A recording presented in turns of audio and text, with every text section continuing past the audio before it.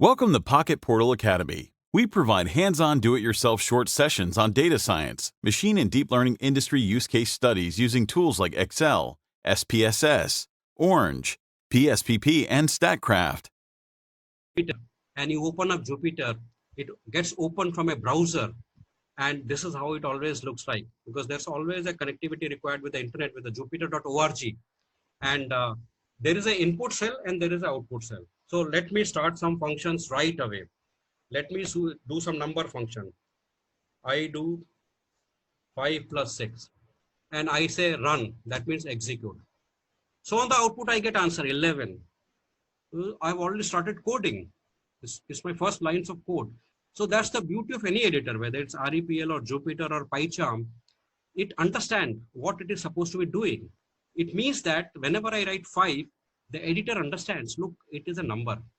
And the next one is plus. That means I have to add this. And the third is also a number. So where is the English line of code? I have not written anything at all. But suppose I write something like this. Plus. Suppose I write something like this. Do you think I'll get answer as 11? No. I'll get at 56. Why? Because this is what the syntax is all about. Whatever I put inside single quote or double quote is considered as a string or it is a text. And this plus in association with a string is called concatenation. So I am concatenating the whatever I mentioned in the wrap, single quote wrap or double quote wrap. I am mixing that and the answer is this. For example, if I write A plus B in single quote, it will give me the same answer. It will concatenate. So for Python editor, whatever is written inside a single quote is basically a string or a text. It will not do any mathematical function on that. To do a mathematical function, I have to remove it or I have to convert that into a mathematics using certain built-in function like int, float and all. But the exercise is not to do that. The exercise is to give you a little bit of familiarity. So 5 plus 6 is an integer. So I can also do 5.234 into 7 point something like that. So what I'm doing here, I'm taking a floating point. Anything with the decimal is a floating point. This asterisk sign is a multiplication. And you get the answer. You get an answer. I mean, whatever you ever wanted to get in a calculator and got stuck up using that, you can start doing this. Similarly, I want to this, like people say, I want to publish my first line of code. Generally, people say, hello world. So here, what happens in Python, it will just print it as hello world without any output. So print command means just reproduce whatever is in the brackets. Now, let me give you something more. What is 1 divided by 2? I do run. It is 0.5. But suppose I now do 8 divided by 2. What it will give me?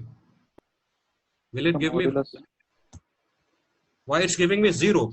Reason is that when I use a division sign, Python understands it is it's trying to tell me that it's an even number. So if it is an even number, it will give me 0. If it is an odd number, it will be giving me 1. For example, if I do 7 divided by 2 and do run, it will give me 1 because it's 7 is an odd number, 8 is an even number. Now, tell me, dear friends, have I ever written a single line of English code? Forget the syntax. I'm just playing like I'm playing with a calculator. I'm actually doing coding. So let me do one more line. 7 raised to the power 4. 7 raised to the power 4. So raised to the power is double asterisks. Multiplication is single asterisk. I get the answer. Similarly, if I take variables, I define 2 variables. X is 56. Y is something arbitrary number, large number. And then I say X into Y. I get answer. So, you know, I have defined 2 variables like you do in regression equations. And I am getting the answer. So these are certain number functions that you can do in Python on integers and floating point. Similarly, you can go into built-in functions. There are arguments, there are methods, but they're very simple. They are interrelated, and that's why it is so easy to use. Now, let me use something called Numpy. Now, what is Numpy? We mentioned that it is all about mathematics. It's all about arrays. It's all about numerical analysis. So to do Numpy, I do something called, I have to import that library. It is called import Numpy as NP. So NP, you can write anything. You can write MP, you can whatever variable. But why we use NP is for the simple reason that it is widely understood that it is NumPy. When you are writing your code and somebody else is seeing, it will see that, okay, NP is NumPy. If you say import NumPy as PMP, it will work just as fine. But the guy who's reading your code will say, what is PMP? So I want to see whether NP is properly imported. One way of checking is this. So now for me in this editor, on this editor, I have already imported NumPy over Python, and it is showing me that place where it is stored. So that means an NP means NumPy for all practical purposes. In fact, for everything, I don't have to type NumPy anymore. It is now NP. Now let me do a little bit functions for you. I'll do the same thing on REPL for you. Now, so that you get a real feel of it. So I get very simple. It is also like a range function. np.arrange. Arrange is what? Arrange is called a built-in function. It is a function which is already defined in NumPy. So I can't use a variable with the name of arrange. So I say run. What does it give you? I told you NumPy is instantaneous. It's so fast. You know, you feel that this is a two-dimensional array. It is a single-dimensional array. Because of paucity of space on this editor, actually it is coming in a single line. So what it has given me, it has given me number series from 1 to 100, not including 100. So this basically says arrange 1 to 100 evenly. So I can also put it like this, MP arrange, and say 100 and give a space of 2. So what does it give me? It gives me 50 numbers. Again, it doesn't give me the last number. And it has 2 means a step size. So I can use anything as the third variable. Now, you can little bit understand what is Python. NP stands for NumPy. Arrange is equally the built-in function. And whatever you have mentioned inside the paragraph, there is 102 is called an argument. And if I basically give the name to this entire function, that becomes an object. I can also say var or something equal to np.arrange 102, and that becomes an object. After that, I can use that object wherever I want. So, you know, that is the beauty of Python. It really is very, very good on the object-oriented part. Now, let me give you one more function. np.lenSpace 1, 5, 10. What does it give you? Actually, it tells you that I want 10 numbers evenly distributed between 1 and 5. So between 1 and 5, I need 10 numbers. So what is between 1 and 5, it has given me 10 numbers, starting with 1 and ending at 5. It has given me the 10 numbers between 1 and 5. I hope the screen is visible because I'm getting some chat session, because once I get into the chat, then again I have to come back to the editor, and a little bit of error might happen because of that. Please speak out if there is something on the chat. You can always unmute yourself. So np.lenSpace gives me between 1 and 5, 10 numbers, and I'll be using this function when I show some graphical plots to you. And is it difficult? Is it difficult? I don't think so. So random numbers are very, very popular in your casinos and, you know, in mathematical algorithms, and it's random numbers you're using a lot in your market surveys. So you are basically, let me use, I am using np.random.rand. Random is basically a function and rand is basically called a method. And now I'm using an argument, which is 6. Whatever I write inside the brackets is argument. Rand is a method. Random is basically a function. NP is the library. Simple. So I say NP random rand. What does it give me? It gives me a randomly generated number between 0 and 1. 6 numbers I wanted.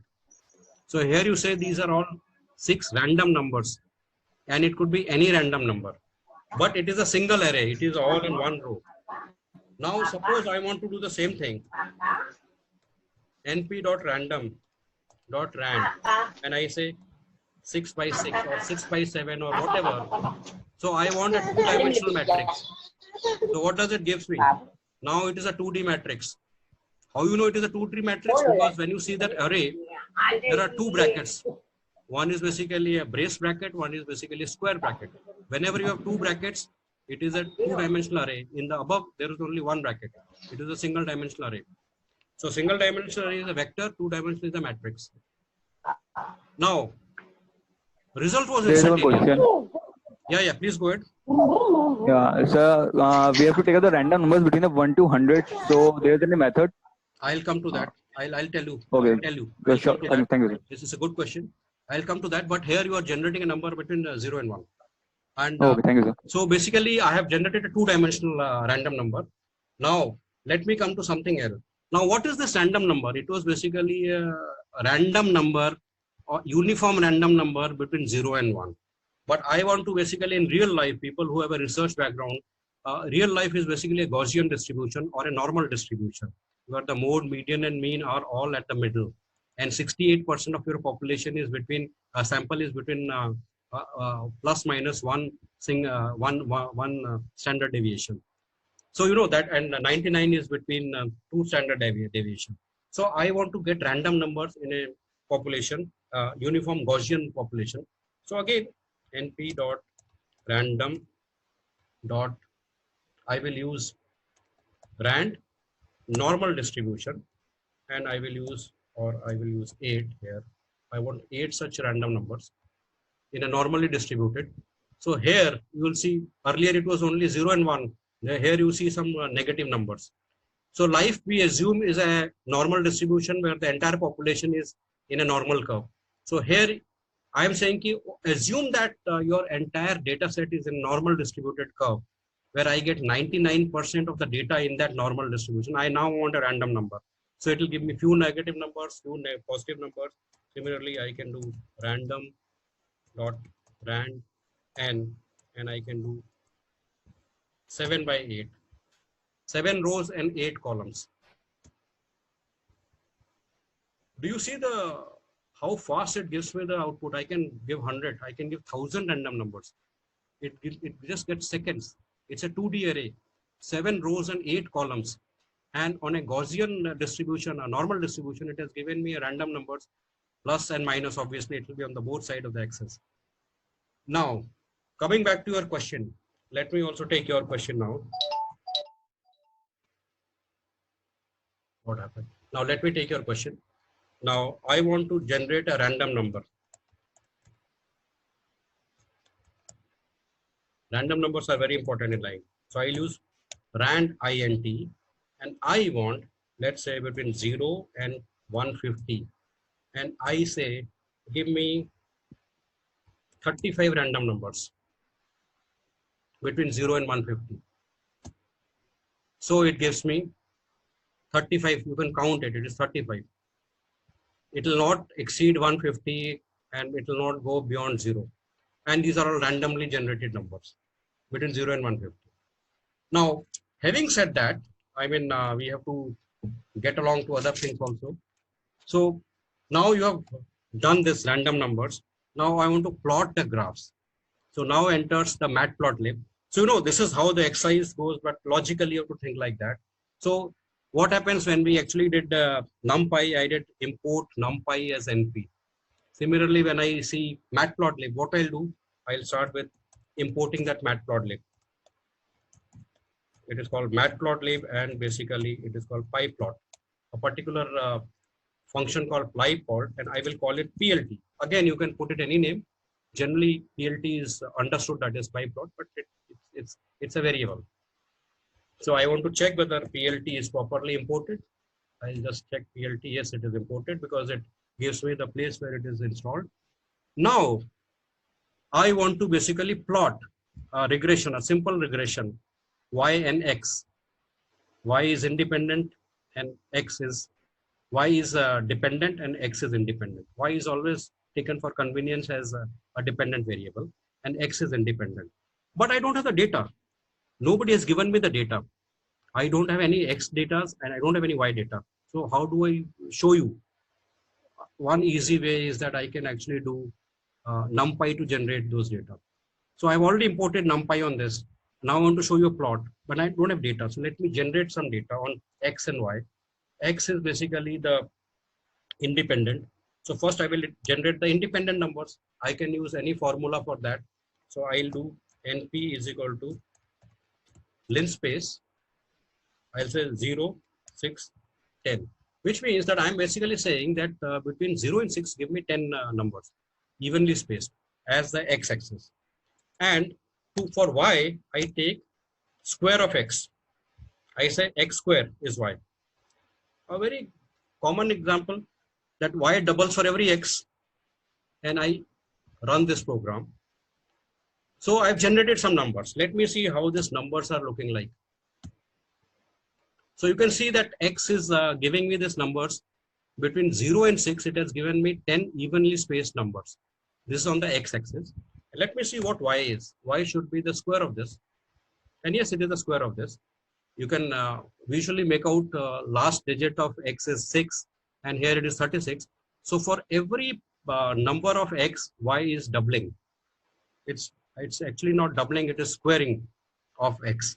Now I have got the x-axis numbers, I have got the independent x-axis numbers, and I have also got the dependent y-axis numbers.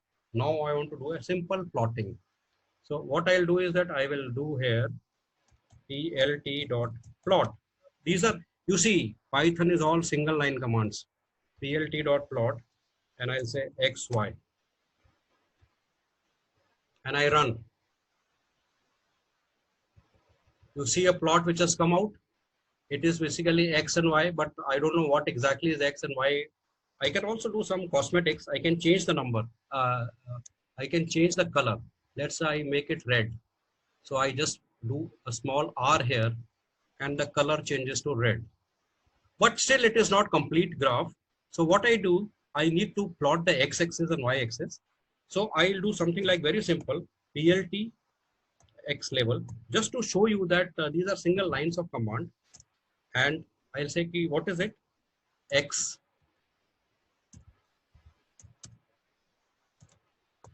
I'll say x-axis.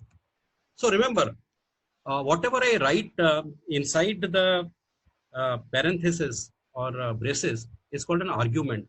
So I can write a number or I can write text.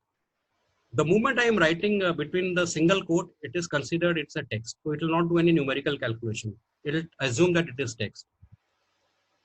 Similarly, I'll do plt dot I take y label and I'll say y axis. And I will also put a title to this, plt title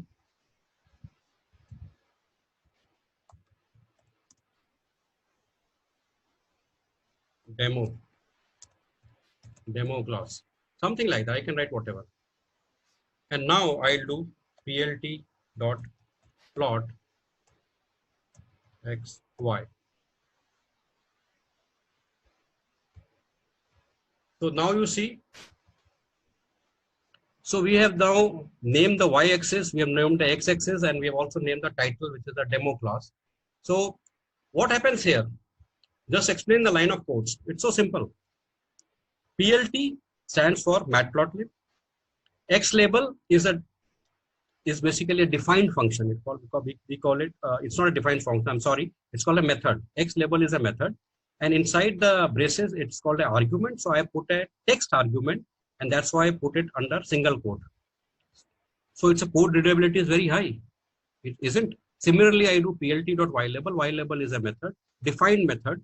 Title is a defined method, and plt plot is again a method. And of course, I can do little bit cosmetics. I do green color here, change it to green color, and color changes to green. Now,